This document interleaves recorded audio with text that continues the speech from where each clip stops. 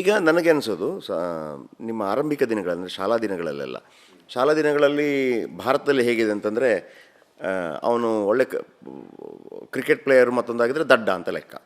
ಅವನು ಹುಷಾರಿರಬೇಕು ಅಂತ, ಅವನು ಒಳ್ಳೆ ಅದ್ಭುತ ಚಿತ್ರಕಲೆ ಮಾಡ್ತಾ ಇದ್ರು ಕೂಡ ದಡ್ಡ ಅಂತ ಲೆಕ್ಕ. ಅವನು ಓದಬೇಕು, ಬರೀಬೇಕು, ಪ್ರಶ್ನೆಗೆ ಉತ್ತರ ಹೇಳಬೇಕು. ನೀವು ಹೆಂಗಿದ್ದೀರಿ ಸರ್? ನಾನು ಓದಲಲ್ಲೂ ಚೆನ್ನಾಗಿದ್ದೆ. ಓಕೆ. ಚಿಕ್ಕ ವಯಸ್ಸಿನಲ್ಲೂ ಓದು ಚೆನ್ನಾಗಿದ್ದೆ.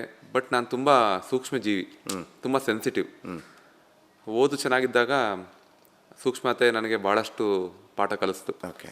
ನಮ್ಮ ತಂದೆ ಶ್ರದ್ಧೆಯಿಂದ ಭಾಳ ಕಷ್ಟಪಟ್ಟು ಕೆಲಸ ಮಾಡಬೇಕಾದ್ರೆ ನನಗೆ ಕೂರಕ್ಕಾಗ್ತಿರಲಿಲ್ಲ. ನನ್ನ ತಂದೆಗೆ ಯಾವ ರೀತಿ ಸಹಾಯ ಮಾಡಬೇಕು ಅಂತ ನಾನು 11ನೇ ವಯಸ್ಸಲ್ಲೇ ಅವ್ರ ಜೊತೆ, ಅವ್ರು ಯಾವತ್ತೂ ಕರೆದಿರಲಿಲ್ಲ ನನಗೆ ಕಷ್ಟ ಆಗ್ತಿದೆ ಬಪ್ಪ ಅಂತ. 11ನೇ ವಯಸ್ಸಿನಲ್ಲಿ ಶುರು ಮಾಡಿದೆ. 11ನೇ ವಯಸ್ಸಿನಲ್ಲೇ ಶುರು ಮಾಡಿದೆ. ನನಗೆ ಗೊತ್ತಿರೋ ಹಾಗೆ ನಮ್ಮ ಹಿರಿಯ ಕಲಾವಿದರು ಏನು ಸ್ಪೀಡಲ್ಲಿ ಮಾಡ್ತಿದ್ರು, ನಾನು 11ನೇ ವಯಸ್ಸಲ್ಲಿ ಅವ್ರ ಸ್ಪೀಡಲ್ಲಿ ಮಾಡ್ತಾ ಇದ್ದೆ ನಾನು ಕೆತ್ತನೆ ಕೆಲಸನ. ನೀವು ಮಾಡಿದ ಪ್ರಪ್ರಥಮ ಮೂರ್ತಿ ಯಾವುದು ಸರ್? ನಾನು ಮಾಡಿದ ಮೊದಲನೇ ಮೂರ್ತಿ ಅಯ್ಯಪ್ಪ ಸ್ವಾಮಿ ವಿಗ್ರಹ. ಅದು ಕಾರಣ, ನಮ್ಮ ತಂದೆಯವರು ಊರಲ್ಲಿ ಇರೋದಿಲ್ಲ, ನಮ್ಮ ಹಿರಿಯ ಕಲಾವಿದರುಗಳು ವರ್ಕ್ಶಾಪ್ ಇರಲ್ಲ, ಅದು ಕಾರ್ಯಕ್ರಮ ಫಿಕ್ಸ್ ಆಗ್ಬಿಟ್ಟಿರುತ್ತೆ. ಮಾಡಲೇಬೇಕಾದ ಅನಿವಾರ್ಯತೆ ನನಗೆ ಗೊತ್ತಿಲ್ಲ ಮಾಡೋದು. ಬಟ್ ನಮ್ಮ ತಂದೆ ಹಿಂದೆ ನಿಂತ್ಕೊಂಡು ನೋಡಿ. ನಾನು ಇದು 2005ರಲ್ಲಿ. ಓಕೆ. 2005ರಲ್ಲಿ ನಾನು ಇದನ್ನು ಮಾಡಿದ್ದು ಮೊದಲನೇ ಮೂರ್ತಿ. ಮಾಡಲೇಬೇಕು, ಆದರೆ ನನಗೆ ಮಾಡಿ ಅಭ್ಯಾಸ ಇಲ್ಲ. ಬಟ್ ನೋಡಿ ಅಭ್ಯಾಸ ಅಪ್ಪ ಅವ್ರದ್ದು. ಒಂದು ಕಲ್ಲು ನನ್ನ ಕೈಯಲ್ಲಿ 2 ದಿವಸದಲ್ಲಿ ಅಯ್ಯಪ್ಪ ಸ್ವಾಮಿ ವಿಗ್ರಹ ರೆಡಿ ಆಗುತ್ತೆ. ಓಕೆ. ಅದಾದಮೇಲೆ ನಂಗೆ ನಿದ್ದೆನೇ ಬಂದಿಲ್ಲ. ಏನು ಎಲ್ಲೋ ಬಿದ್ದಿದ್ದ ಕಲ್ಲು ನನ್ನ ಮುಖಾಂತರ ಈಗ ಆಗ್ಬಿಡ್ತಾ ಇದು. ನೀವು ಕಾಕತಳಿ ಏನಂದರೆ, ನನ್ನ ಹೆಸರು ಸೆಲೆಕ್ಟ್ ಆಗಿದೆ ಅಂತ ಜನವರಿ 14ರಂದೇ ಚಂಪತ್ರಾಯ್ ಅವರು ಅನೌನ್ಸ್ ಮಾಡ್ತಾರೆ. ಅಯ್ಯಪ್ಪ ಸ್ವಾಮಿಯವರ ಜ್ಯೋತಿ ಮಕರ ಬೆಳಕು ದಿವಸನೇ. ಎಲ್ಲಿ ಪ್ರತಿಷ್ಠಾಪನೆ ಆಗಿದೆ ಅದು ನನಗೆ ಯಾವ ಊರಲ್ಲಿ ಆಗಿದೆ ಅನ್ನೋದು ಗೊತ್ತಿಲ್ಲ. ಬಟ್ ಮೊದಲನೇ ವಿಗ್ರಹ ಅಯ್ಯಪ್ಪನ ಯಾವ ರಾಜ್ಯದಲ್ಲಿ? ನಮ್ಮ ಕರ್ನಾಟಕದಲ್ಲಿ ಯಾವುದೋ ಗ್ರಾಮದಲ್ಲಿ ಆಗಿದೆ. ಯಾವುದೋ ಗ್ರಾಮದಲ್ಲಿ ಆಗಿದೆ, ಬಟ್ ಯಾವ ಗ್ರಾಮ ಅಂತ ಗೊತ್ತಿಲ್ಲ.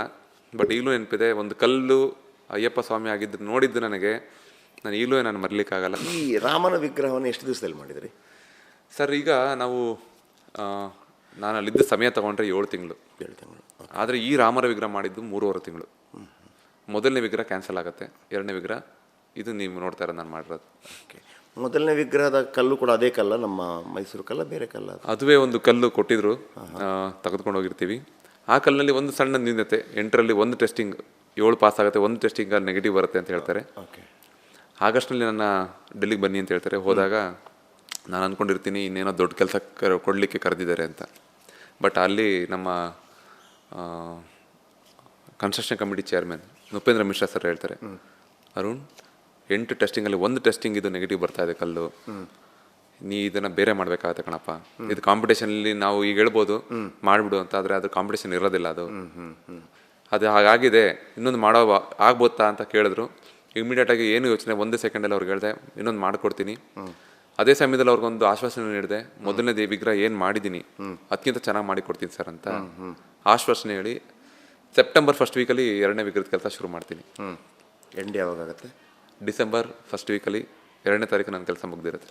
ಸೆಪ್ಟೆಂಬರ್ 1ರಿಂದ ಸೆಪ್ಟೆಂಬರ್ 6ರಿಂದ 7ನೇ ತಾರೀಕಲ್ಲಿ, 6-7 ತಾರೀಕಿನಿಂದ ಡಿಸೆಂಬರ್ 2ನೇ ತಾರೀಕಲ್ಲಿ ಕಂಪ್ಲೀಟ್ ಮಾಡಿ ಕೊಡ್ತೀನಿ. ಆ ವಿಗ್ರಹ ಎಲ್ಲಿದೆ? ಮೊದಲನೇ ವಿಗ್ರಹ ಭಾಳಷ್ಟು ತುಂಬ ಡೀಟೇಲ್ ಆಗಿ ಮಾಡಿದ್ದೀನಿ, 70% ಕಂಪ್ಲೀಟ್ ಆಗಿದೆ. ಅವರು ಟ್ರಸ್ಟ್ ಅವರು ನಾವು ಇದನ್ನು ಕೊಡಿ ನಮಗೆ ಅಲ್ಲೇ ಇಟ್ಕೋತೀವಿ ಮ್ಯೂಸಿಯಮಲ್ಲಿ ಅಂತ ಹೇಳಿದ್ರು. ನಾನೆಲ್ಲ ರಿಕ್ವೆಸ್ಟ್ ಮಾಡಿ ಭಾಳ ಪ್ರೀತಿಯಿಂದ ಮಾಡಿದ್ದೀನಿ. ಮೊದಲನೇ ವಿಗ್ರಹ ಗರ್ಭಗುಡಿ ಸೇರಿದೆ, ಈ ವಿಗ್ರಹ ನನಗೆ ಕೊಡಿ ಮೈಸೂರಿಗೆ ಬೇಕು ಅಂತೇಳಿ ಮೋಸ್ಟ್ಲಿ ಇನ್ನೊಂದು 2 ದಿವಸದಲ್ಲಿ ಮೈಸೂರು ತಲುಪ್ತಾ ಇದೆ ಅದು.